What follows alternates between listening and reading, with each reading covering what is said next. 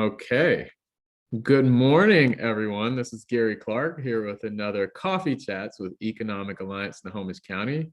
I am President and CEO of Economic Alliance Snohomish County, and I am pleased to be here with you all today. I hope everyone has had a chance to grab their coffee cups and an opportunity to settle in this morning as we have a robust conversation. We have some amazing panelists with us today, and I'd like to go ahead and do the honors of introducing them. So we have Jerry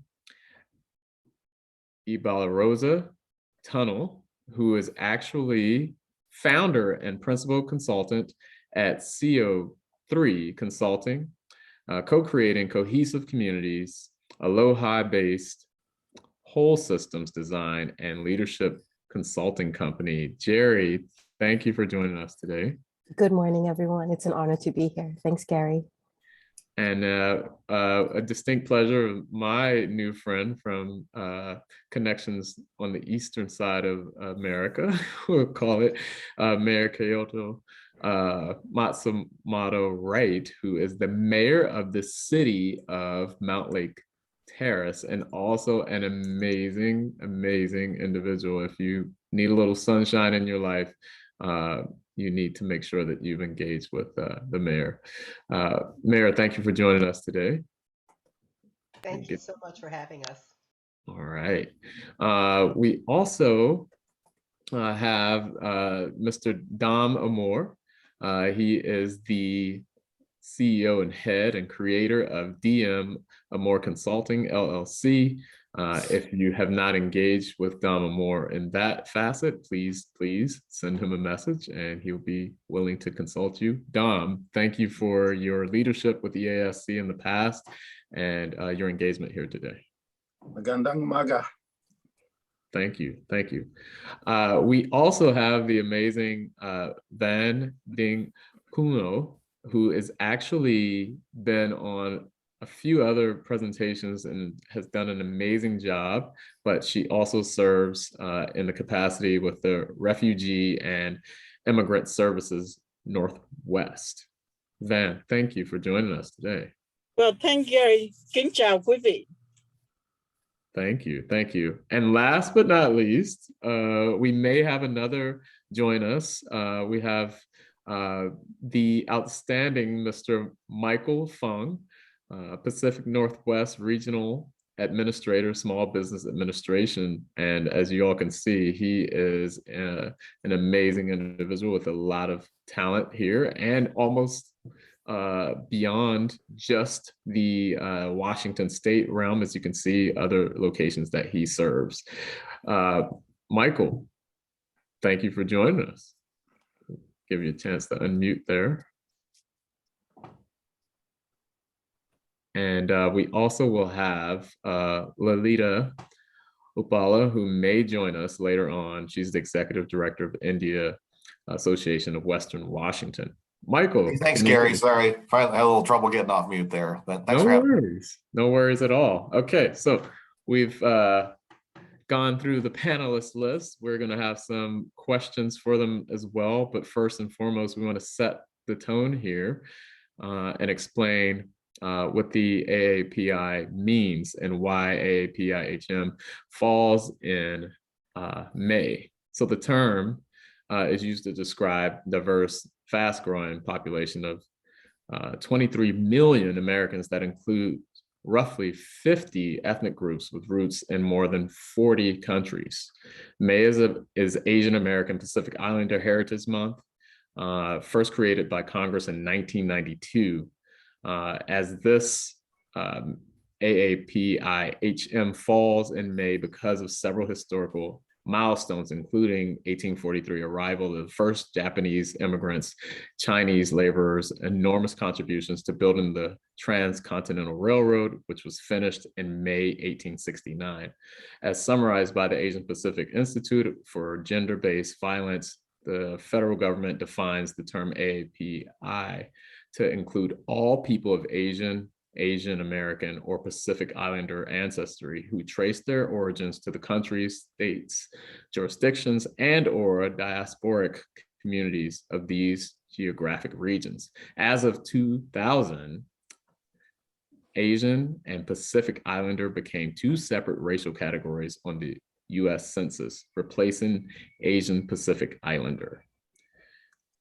And then moving on, we just have some highlights and updates just to make sure that you are aware of the total and increased impact here. As you can see from our overall population, and this is Washington State's numbers to show, but you can see comprised of 48 distinct ethnic groups. You can see Asian Americans more than 600,000 and the fastest growing in the state and nation, 7th largest. Pacific Islanders represent more than 70,000 and also among the fastest growing in the state and nation. You can see the breakdown of different ethnic origin categories and beyond. And this is from 2009 to 2013 estimates, and 2023 map shows the green color to highlight the direct interactive piece there. Beyond that, we have another slide that just wanted to highlight quickly to provide a little bit more detail in the central Puget Sound area. So diversity in Snohomish County specifically, we know that is home to a population of 822,000 people, from which 92.6 are citizens. As of 2019, 15.6% of Snohomish County residents were born outside of the country. That's 128,000 people. But more specifically to our focus, in 2019, there were 5.6 times more white non-Hispanic residents, 558,000 people in Snohomish, Washington, than any other race or ethnicity. There are 97,900 Asian Americans listed here, and 42.2K which are Hispanic or white, non-Hispanic or Hispanic residents. The second and third most common ethnic groups. The most common foreign languages spoken in Snohomish County are Spanish speakers, 53,000 plus. And then you can see the breakdown here that we have. So there's a diversity that isn't always seen. The 5th largest ethnic groups in Washington are white non-Hispanic, then followed by Asian non-Hispanic, and then white Hispanic. And then you can see that breaks down a little bit more, but you can see the total numbers here. You can find the link here that Annette has attached to our reference piece for Snohomish County specifically. And then I think this is important just to kind of provide some outset as to how we direct this conversation. Beyond that, the ethnic groups in Puget Sound region as of 2019 show those numbers broken down, specifically Chinese at 120,000 or more. You see Filipino at 86,000, Japanese at 30,000, Vietnamese at 63,700, Asian Indian at 104,400, Korean at 54,300, Taiwanese at 7,000, Thai at 14,000, and 2 or more Asian, which means that there are multiple categories there, 19,300, Cambodian 18,500, Laotian it's 6,700. And we can see just down in the bottom there, we have the Pakistani at 5,700. So folks, this is just to break down kind of the narrative as we move forward so that we can have a robust conversation.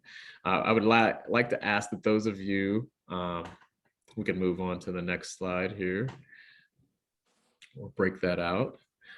Those of you who are on the chat, if you would do us a favor and just highlight your place of origin in the chat.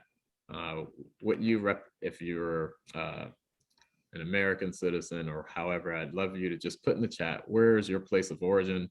Who are you represented by there? Real quick, we can see the breakdown of Snohomish County numbers. I won't stay too long on this as we kind of highlighted this chat.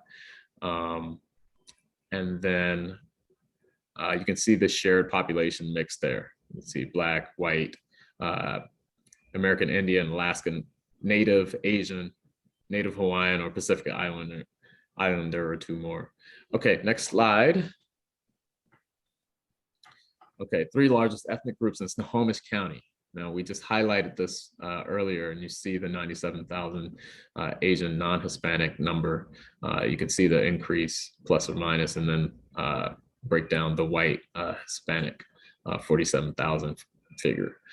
Last but not least, I believe, employer business owners, and this is the huge impact that is not always highlighted, is the impact of even Hawaiian Pacific Islanders, also Asian.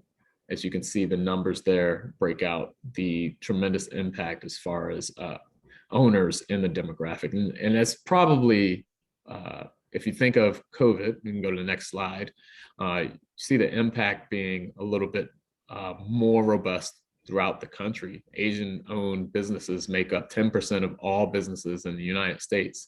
That's approximately 555,262 employer establishments. That is huge impact on our national small business and large business gains and job creation in the country. And obviously during COVID, this is obviously a focus of Snohomish County government and other partners, is to highlight how to help impact and support our businesses from bouncing back.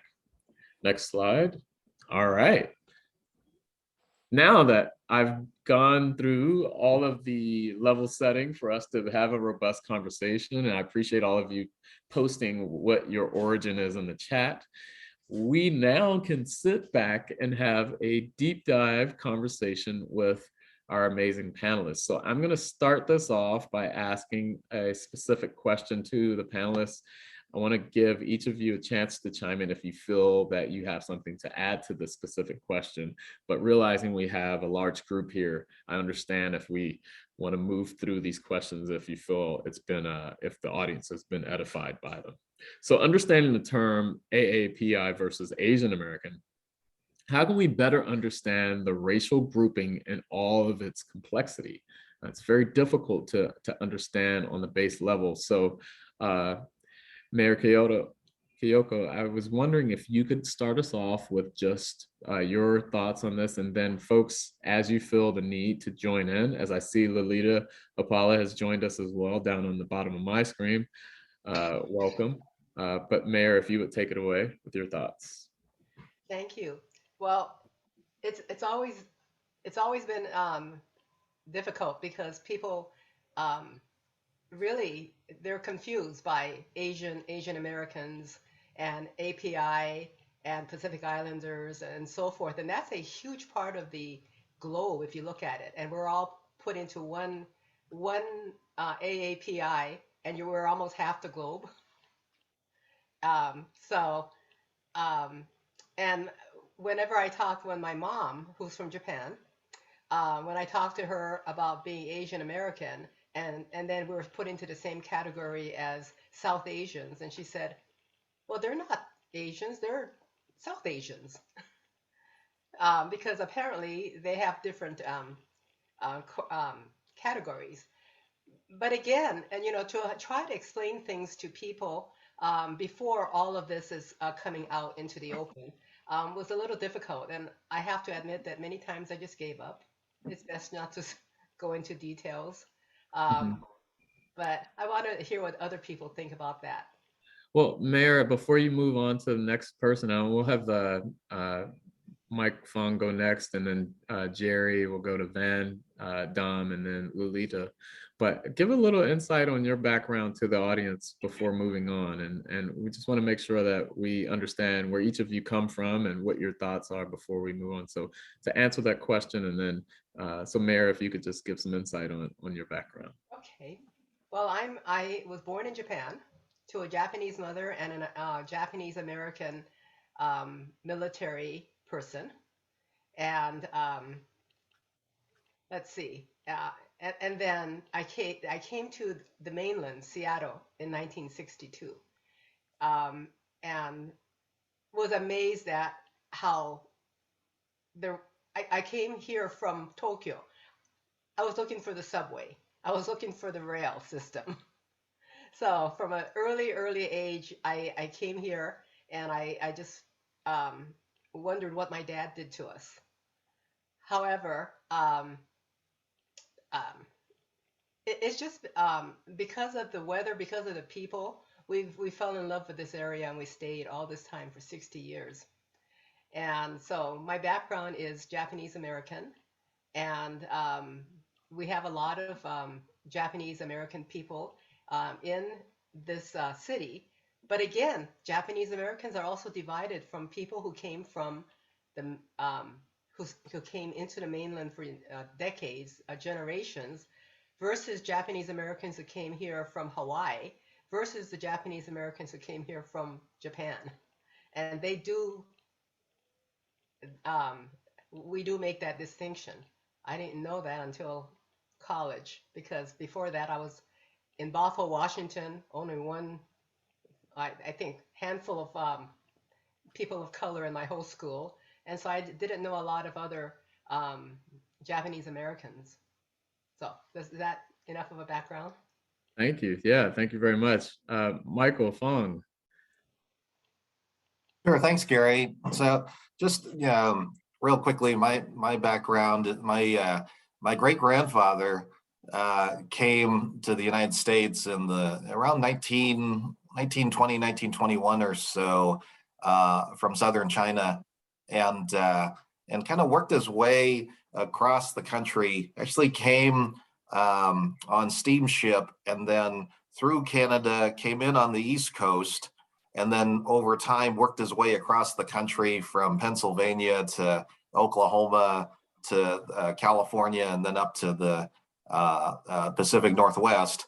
And then he actually somehow came back east and then came across Ellensburg and then settled in Spokane, Washington in the early 1950s or so. And all along the way working odd jobs and mostly Chinese restaurant and businesses.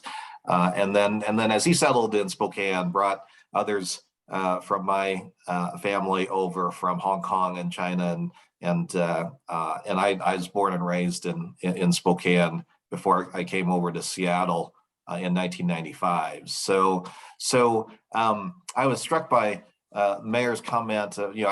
Spokane is not a very diverse community either. I was always one of a small handful of people, kids of color growing up.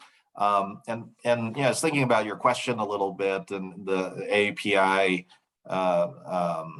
terminology.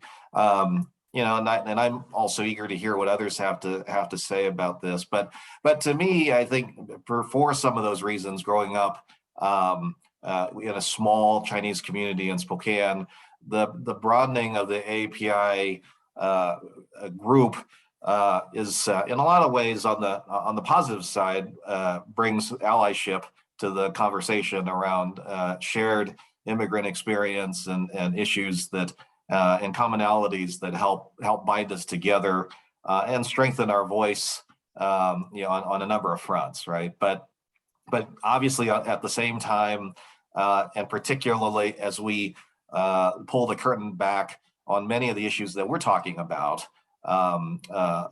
whether it be inequity, stubbornly persistent inequities in our systems, too easy to mask some of the disaggregated challenges within community without really getting into some of the more granular look at some of the distinctions between our communities. And so it cuts both ways. There are certain, it can be certainly very helpful, particularly in a time when my area of focus at present has been around small businesses, and I've been particularly concerned with the stigmatization and challenges that API small business owners have faced really since the very, very, very beginning of the pandemic, that continue to persist to today. And yesterday, in fact, I read an article that talked about how the number of Americans that view the pandemic as being uniquely an Asian American responsible pandemic has actually increased since the pandemic, and so that stigmatization and perception persists, and you know, and it really isn't unique to just the Chinese community. It's the AAPI community more broadly, and that allyship is very important at these times. So I'll pause there, but I do think that there's some value of the allyship, and then sometimes, unfortunately, it masks some of our challenges as well. Thank you. I believe Jerry, you were next. Thank you, Gary. Aloha, everyone. So this question, I kind of like have to sit and pause with it. And I really appreciate what Mayor Kyoko and Michael just talked about. Born and raised in Hawaii, my background is a little complex. So I'm Hawaiian, Chinese, Filipino, Spanish, and Portuguese. I try to embrace all of them. I try to work towards navigating having these multiple ethnicities within me. But all I know is Hawaii. That's where I was born. That's where I was raised. That is where my grandmothers are from. My grandfathers are from Cebu, Philippines, and Bohol, Philippines. And they came to Hawaii in the 1900s to work in the plantation fields. But I've never been there. But when people see me, people who are of Filipino descent, they claim me as their own. And people from Hawaii, sometimes they're like, okay, she's from Hawaii, but she's also Filipino. So it's complex. And so when I think about AAPI, I think about, well, I'm Filipino, that's Southeast Asia. Am I Asian? But is also Pacific Islander and being Hawaiian. So it's like when it comes to being AAPI, I just resort back to the fact that all I know is aloha, and I try to aloha everyone. And the best thing that I can do is to try to show up the best way I possibly can, and to also understand my positionality and power in that, and to uplift the voices of individuals, especially for the next generation, right? It's like when the next generation see me and they hear me and they know where I'm from, I actually say that I am all of these, because I cannot separate myself. And so I work towards showing up as whole as possible, so everyone else who identifies the same way as me will show up as the best. And when we start to categorize each other, as we all know, race is a social construct, and it's a construct to divide us and to keep us separate. But if we look back and we claim our indigeneity and we claim who we are as these individuals and bring the power of our ancestors with us, then nobody can put me into a box and say that this is who you are. So that's the way I look at AAPI, is I claim it all, because just that's who I am. That's a spectacular message, Jerry. I appreciate that. Van, I think you're next, and then Mr. Moore after that. Well, good morning, everyone. Kính chào quý vị. That was Vietnamese when we see the other, we're reading each other's. And so my father's families, I believe, came from China.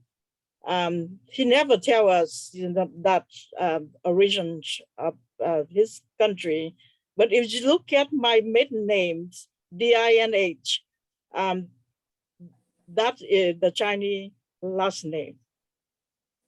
And from there, they living in the North Vietnam until 1954, when the country divided at the 38th parallel.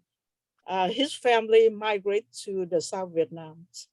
And I was born in the South Vietnam and stayed there until 1975, when the communists take over the South Vietnam. We escaped Vietnam.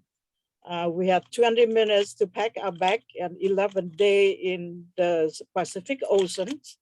And we had a few members, my boat did not make it. We finally get we ran out of waters and food and got rescued and came to Philippine Island, the Subic base. That where I am landed at the refugee. Within 30 minutes, my family got loaded to the C-130s and we got transported to the Guam Islands.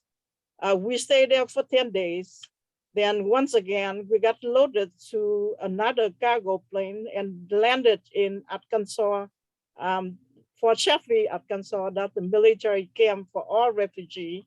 So I stayed there for a few months and had as sponsors, and I end up in Minnesota. So just the pictures, a young kid with the temperature average about 88 degrees in Vietnam and landed in Minnesota with 10 degrees below and 2 feet of snow. And from there, I stayed for 10 years, obtained my education from University of Minnesota, and I migrate out to Seattle. So I think my journeys, I'm a first generation of immigrants, Vietnamese Americans. I became a US citizen in 1982. And I'm seeing the Asian American Pacific Islanders.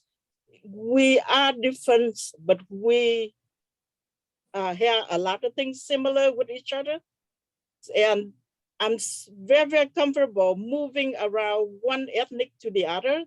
I don't feel different if I'm around Asian Indian or Chinese or Filipino or Hawaiian or whatever, because we are brother and sister.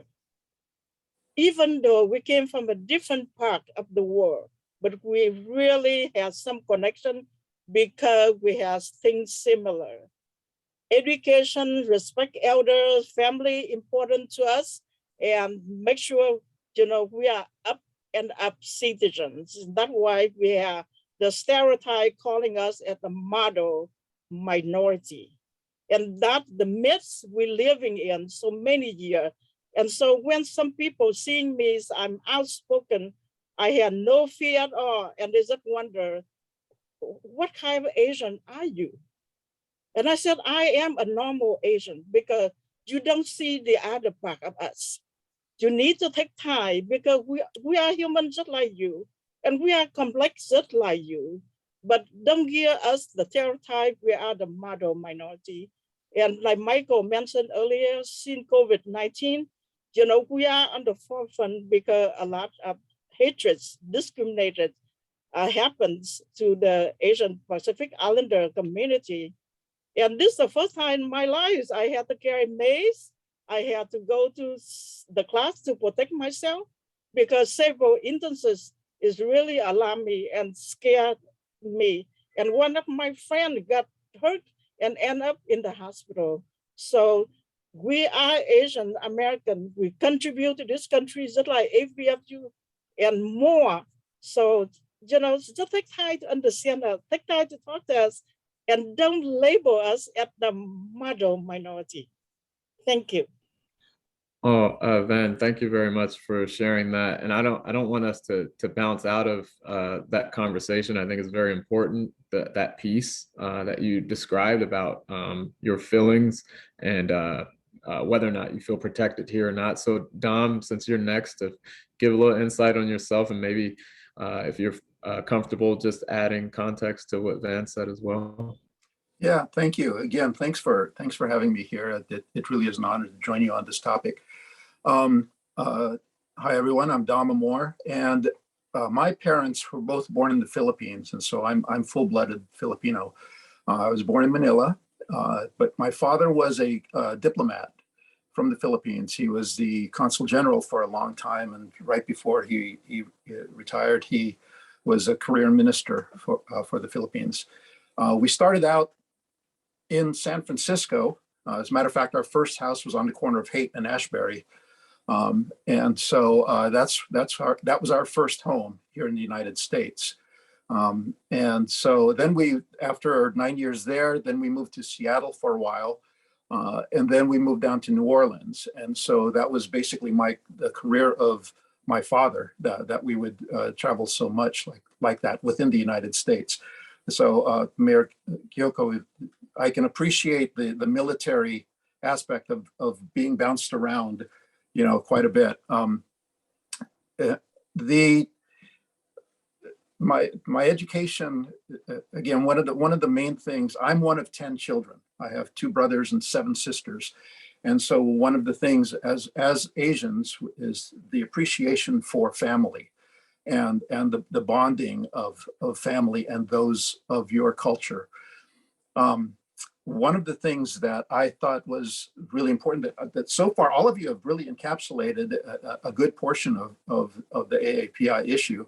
And that is, again, the diversity of culture, but then again, the similarity of values. And so there's something that definitely is brought to the table in that regard. One of the things that was incorporated in us as children, and I bring up the size of my family, is because education was extremely important. And both my father and my mother, because he was a diplomat, my mother was a teacher, they stressed the value of learning the culture that you are in and understand the values of the culture that you are living in. And so they emphasized to us, learn the language, learn the people. And that was extremely important, is to understand people as well as the language.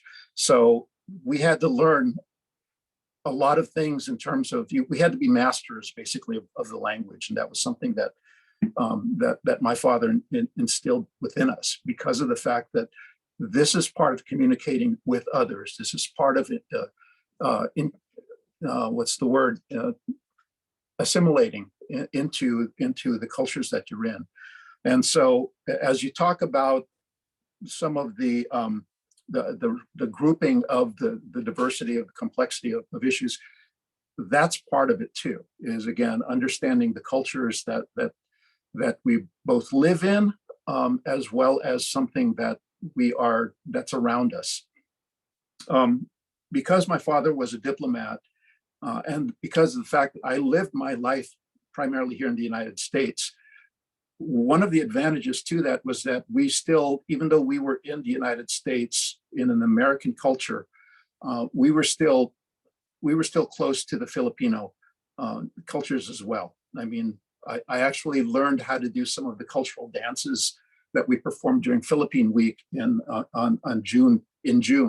And my whole family, because I had 7 sisters, they also did the same thing too. So that was something that we actually were introduced as children, but then we also maintained as adults and as teens as well too. So that was something that I think would be very important for us to do. Knowing that we're short on time, I'm going to cut that short, and then we'll kind of open that up again. So thank you. Thank you, Don. Thank you. I really appreciate that. And last but not least, obviously, Lalita, if you are able to just engage briefly on your background for us. Hello, everyone. I'm Lalita Uppala, and I'm the Executive Director for Indian American Community Services. I have immigrated from India as a student and went to the local University of Washington. I'm a public health professional who over the years graduated on towards advocacy and community support services. I would say, what does the term AAPI mean to me is, I think, acknowledging that our Native Hawaiian and Pacific Islander communities do want to be recognized and not clubbed into the Asian, but also understanding within Asian, there are layers and there are linguistic, religious, and cultural complexities that need to be understood, as well as the needs of the Asian community at large in the United States is complex, is different, and demographically, we are an immigrant community that is growing. Hence, that delineation and the demographic understanding of who we are and how we assimilated is critical. Thank you. That was awesome and succinct. That was very brief and perfect. So I want to ask each of you if you all know how to do the hand raise thing, or you can just do it on screen. But we're going to do some rapid fire questions just to get through some of these. And I know Mr. Fong has another activity to help save the business world. Let's move on with another question. And if we get a very good answer and there's not another hand raised, we'll move on to the next question. Is that okay? All right, all right. Seeing as we have quite a few here, I want to ask, who might identify as Asian American?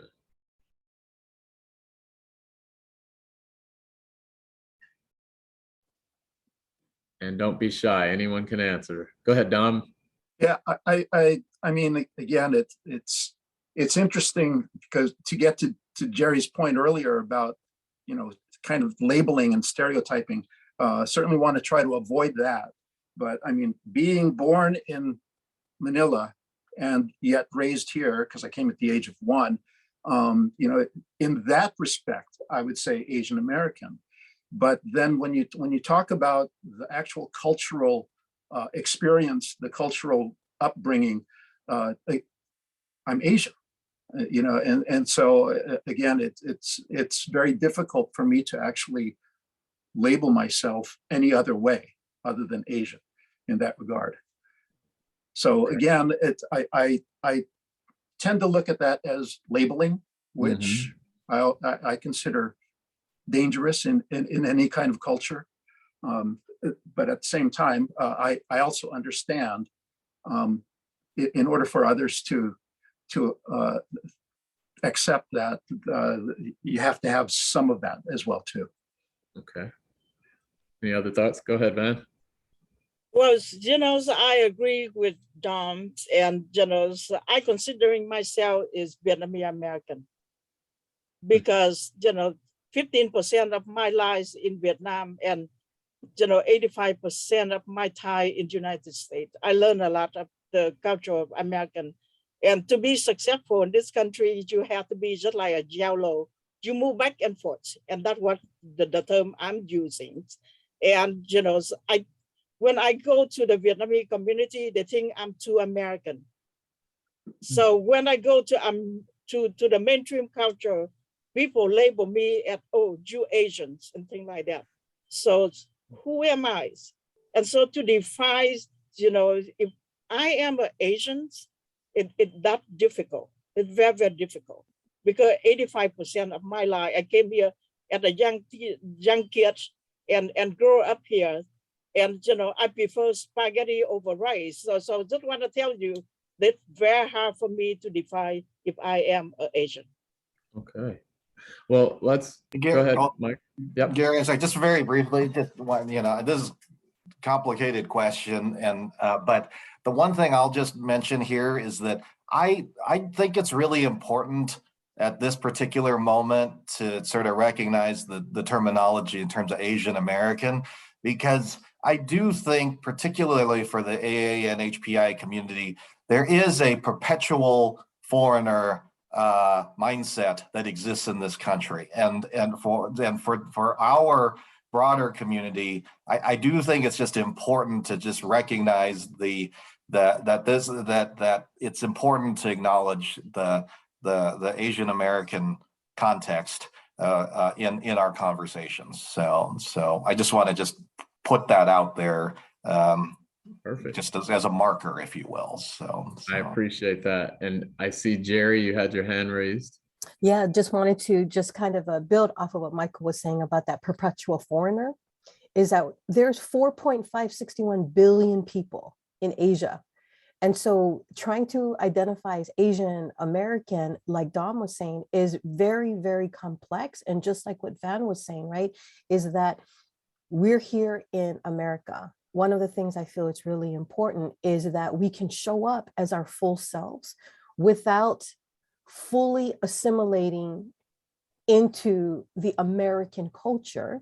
We can still hold on to our culture and our values as Asian Americans and be accepted into society as full human beings without separating ourselves and saying that we belong here or here. So that's one of the things that can get very difficult and muddled, is that when Asian Americans are placed or looked at through the lens of a stereotype that keeps us separate from being true Americans. We are true Americans. Absolutely. I love that. I'm going to shift gears really quickly here and ask another question tied to this. And what do you think are the challenges for Asian Americans and Pacific Islanders today, and how can we overcome them? So challenges today, and how can we overcome them? All right, I'll I see a jump hand raised there. Oh, go ahead. Go ahead, Lolita. I think you raised your hand. And then Dom. Thank you. I think in terms of challenges, we are seeing rising racism and hate crimes against Asian Americans, and that definitely is one challenge that we have. Another is the stereotypical labeling that Asians are successful, Asians. All Asians are successful. They're all successful immigrants and do not need support and isolation and challenges that Asian Americans have, whether it's economics, small businesses impacted from COVID, or it is mental health issues, and it is growing up as bicultural individuals. Those challenges keep surmounting. So acknowledging them and making that effort to understanding how to provide culturally nuanced support is critical. Go ahead, Don. Yeah, I again, just kind of coattail off of what Lalit said. There are essentially three stages from a cultural standpoint, and it's awareness, acceptance, and then adjustment. And so, like any other culture, especially one that people don't know, it's about being more aware of the Asian cultures that are going on. And I say that Asian generally, but then you get more specific in terms of, the Filipino, the Japanese, the Korean, Vietnamese, et cetera. There's a little bit more, you get a little bit more granular in that regard. So there's the awareness, and then the acceptance of the fact that these are different cultures. And then, of course, the adjustment in terms of, again, how do we adjust culturally and individually? So I see those as kind of the process itself. Thank you, Dom. And I think Jerry had her hand raised, and then we'll move on to another. Yeah, just one of the challenges is the history of the United States. We never acknowledge the fact that this country was built by Chinese and Filipinos and Asians and African Americans. We never acknowledge that. And so I think that is one of the challenge, is to actually interrogate our history, so that way all of our voices are risen. Thank you. Perfect. I'm going to move on to another question tied to this, though, specific to you all. I'd like to know if you would be willing, as Van did earlier, express any of your personal experience and how racism has affected you in your upbringing or your professional lives. That those of you who are willing to, and Jerry has raised her hand. Jerry, take it away. So, being born and raised in Hawaii, I have a Pidgin accent, and I worked for an organization, an anti-bullying organization in Seattle, and I was on a phone call with a person from Hawaii speaking in our language, and my boss overheard us talking and called me in and said to me, "I don't know who you were talking to, but you sound as if you couldn't hold a degree higher than junior college." And I was just finishing my master's degree at that time. And so, in other words, what she said is that the language that I was speaking to the person that was from Hawaii sounded ignorant. And it still happens today. And then also for a lot of Asian American women and Pacific Islander women, the way that we are sexualized as well too, exoticized, is one of the things that I continuously deal with, especially in a white dominant society. So thank you. Thank you, Jerry. Thank you for sharing that. I think, Mayor, you have it next, and then Dom.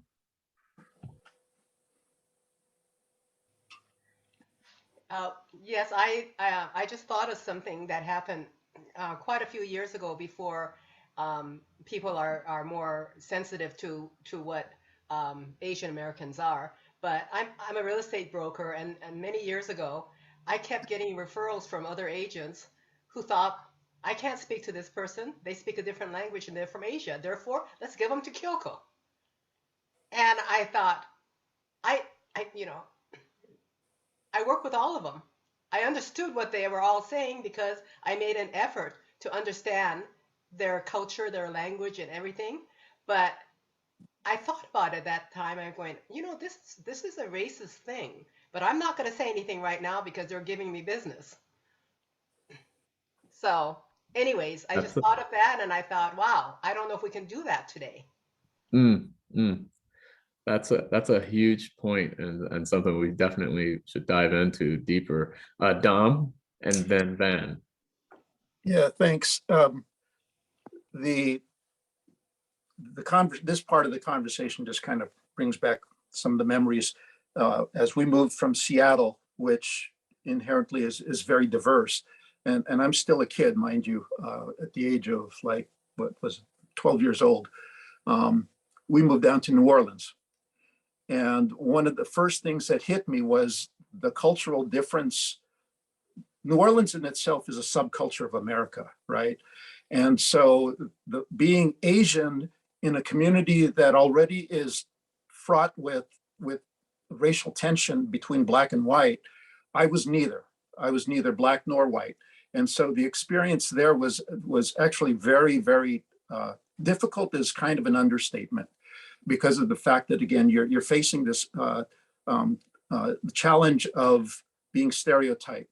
No one even knew, I mean, I shouldn't say no one, but very few people down there at that time, at that age, being in junior high school, very few people even knew anything about the Philippines. The fact that the Philippines used to be a US territory, and things along those lines. So again, the cultural shock was, is pretty understated, I guess is the best way to say it. And so what that brought forth is, again, the ability to adjust to the various styles, the various mentalities, and the acceptance of being white and black, basically. And fortunately, I had a lot of support in that regard to kind of work through all of that. Thanks. So the racial tension there is definitely something to deal with. Thank you, Don. Van, before I let you go, I'm going to throw it to Michael Fong, who has to depart quickly. So Michael, if you could just give us some closing remarks from you, and we'll go to Van next. Yeah, thanks, Gary. And I apologize, everyone. I need to step out, but really appreciate being able to join you all on the panel discussion.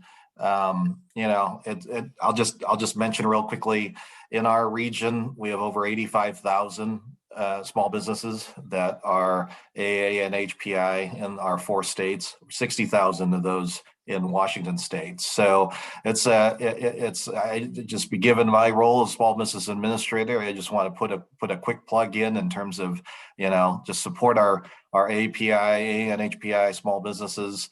That it's the double hit, if you will, the stigmatization and the pandemic, and then the public health crisis itself. So just want to hold space for that conversation, and looking forward to continuing this dialogue, but also working with all of you on behalf of our communities. So thank you very much for having me. I'll see everyone soon. Thank you very much. Michael. All right, folks. Van, you had it next. Yes. It's a very, very interesting experience. Growing up in this country is when I was at University of Minnesota, majoring in science. I am a biochemist. And so most of my classes had to have the lab beside the lectures. So I never had a partner in my lab. at all, because nobody want to pick me as their partner, because either I'm look different or they think, I speak English accent, I'm not smart enough. But by the time they end up, sometimes I do laugh alone by myself, and because nobody left available to be my partners. But when my classmates found out I a student, and all of a sudden I had them come to me and want to be my partner, so I can do all the work. So it's very interesting. One semester I'm unwanted person, and the next semester I be a wanted person. Everybody want to run around me and study with me and so on and so forth. And, so I changed from a scientist to social services. I don't know what I'm doing at that time, but I changed my career in midstream. And when I go to the meeting, when I say certain things, people doesn't want to hear or don't want me to say that, they will keep telling me, can you repeat that again? Can you repeat that again?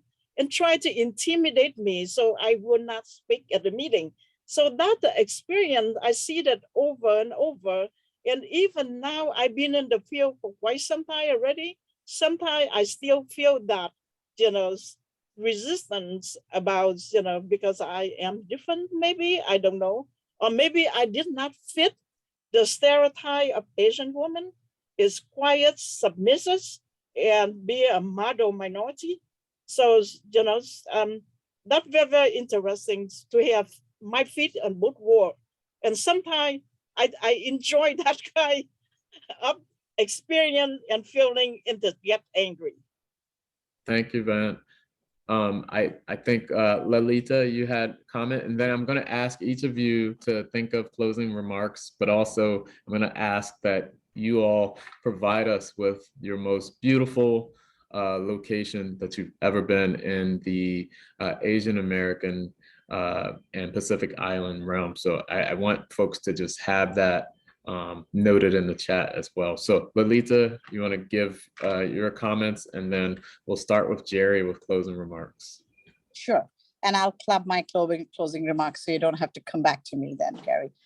So as Asian American, what was my experience with post 9/11? I was driving home from my community center, and I got heckled and called names by folks who were driving on the car by my side, and they started tailing my car, followed me all the way to my neighborhood.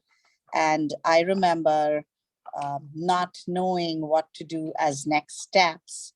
And I remember pulling up to my driveway, and I have a separated garage, so I cannot really go into the house through it. Lots of thoughts went through. They came up to my driveway. There were things thrown on my driveway, and I remember taking my kids, running inside. By then, I was a community leader, an activist, and an advocate, and I did not know what to do. I did not know that I could call 911 right away in the car. I did not know that I was being attacked. I just assumed it was because I was looking weird to them, or maybe because they thought I was part of what happened to 9/11. And so a guilt seeped into me in that. And I did not leave my home for a week. The blinds were drawn. I did not step out. And that feeling has not gone away. I have spent 25 years in community service as an activist. I could educate my community about hate crimes now. I pull together hate crime education workshops. I bring together communities for that, but I still feel different. And a part of me, for some reason, still feels guilty. That's being Asian American. Well, thank you very much, Lolita, and I want to apologize for what you've experienced, as many others have shared here on the panel as well. But I'd love for your closing remarks to also highlight what you see for us going forward. How do we change that message of hate? So Jerry, the onus is on you to start off. Then we'll go to Mayor Kiyoko, and then we'll go to Dom, and then Van. Well, Auntie Palahipaki is she's an ancestor from Hawaii, and she says that when the world looks for world peace, the world will seek Hawaii because Hawaii has the key, and the key is aloha. And that's my closing remarks. And the most beautiful place that I've been, I've got to say, is Hawaii. All right. Thank you, Jerry. Mayor?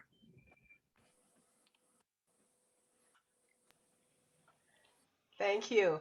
I have to, I omitted that section of my life where I lived in Hawaii. And so the first 9 years of my life, I was born in Japan, but I was actually raised in Hawaii. So I had that pidgin English problem.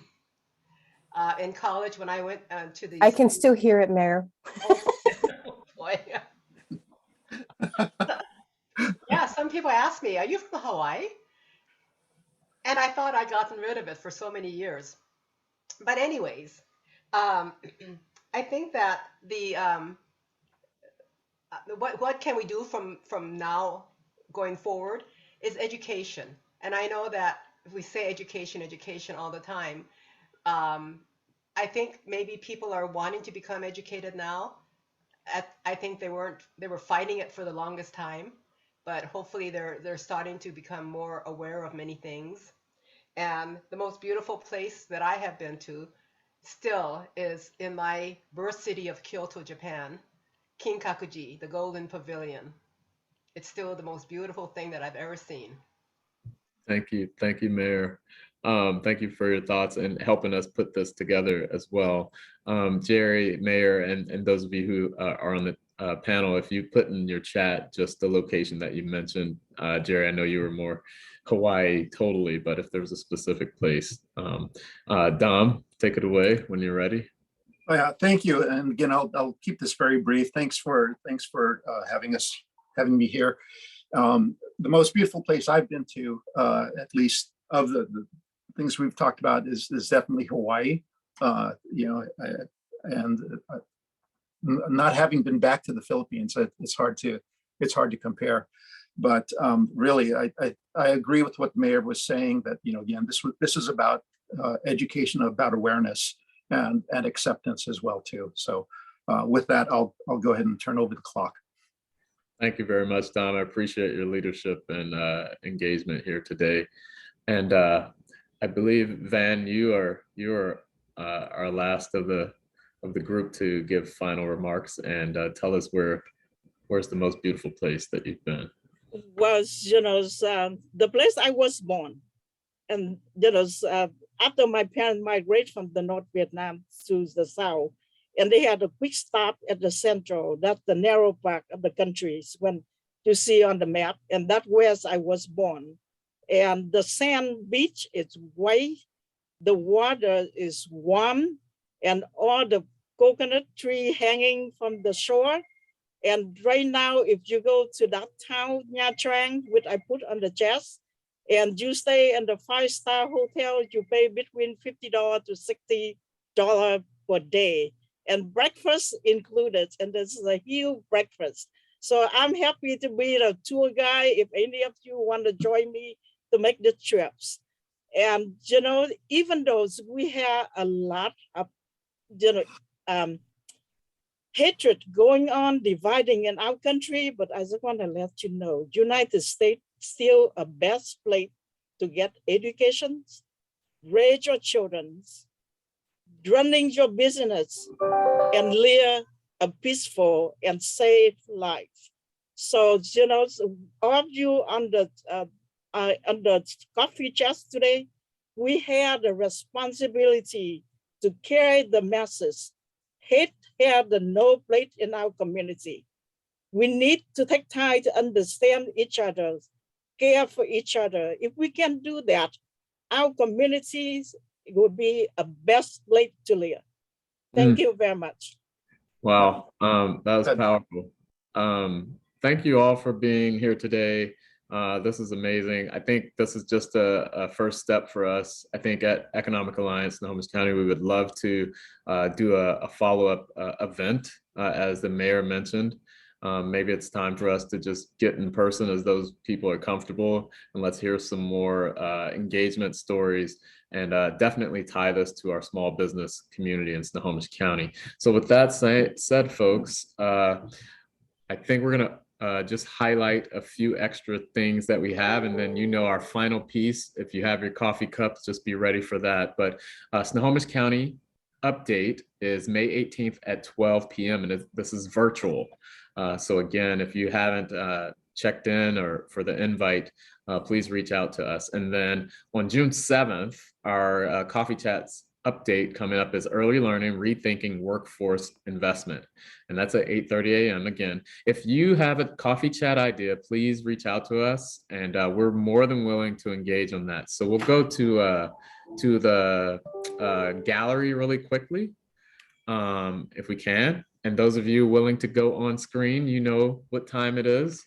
If you have your coffee cups up, I want to thank you all for joining us. Thank you, Van, Dom, Jerry, obviously Mayor Kyoko, and Lolita as well. Thank you, Annette, for setting this up. Thank you, folks.